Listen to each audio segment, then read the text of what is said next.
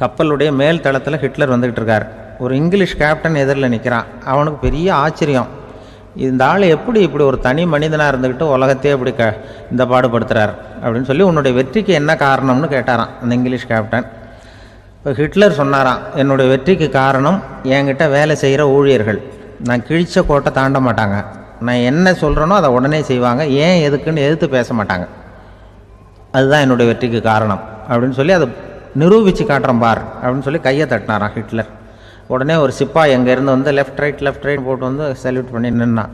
உடனே ஹிட்லர் சொன்னார், நீ அப்படியே இந்த கப்பல் மேல் தளத்துலேருந்து அப்படி கடலில் விழுந்து செத்து போடா அப்படின்னு பொத்துன்னு குதிச்சுட்டான். எதுக்கு சொல்கிறேன் என்ன இதில், உடனே குதிச்சு செத்து போட்டான். இவருக்கு பெரிய ஆச்சரியம் கேப்டனுக்கு.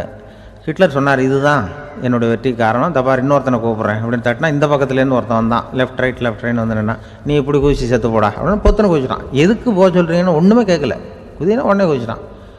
அப்போ ஹிட்லர் சொன்னார், இதே மாதிரி என்னுடைய ஒவ்வொரு ஊழியர்களும் இருக்கிறாங்க, நானும் ஊழியர்களை இழக்கிறதுக்கு தயாராக இருப்பேன் எப்போதும், தப்பார் இன்னொருத்தர் தட்டுறேன்னு இன்னொருத்தர் வந்தார். எதிர்த்தாப்புலேருந்து ஒருத்தன் லெஃப்ட் ரைட் சல்யூட் அடித்தான். நீயும் குதிச்சு செத்து போடான்ருக்கார் ஹிட்லர். இவனால் பொறுக்க முடியல, இந்த இங்கிலீஷ் கேப்டன் அனாவசியமாக ஒவ்வொருத்தனாக குதிச்சுட்றானேன்னு சொல்லி ஓடி போய் அவனை குதிச்சிட்டான். குதிக்கிறதுக்கு முன்னாடி பிடிச்சி தனியாக எடுத்துகிட்டு போட்டான்.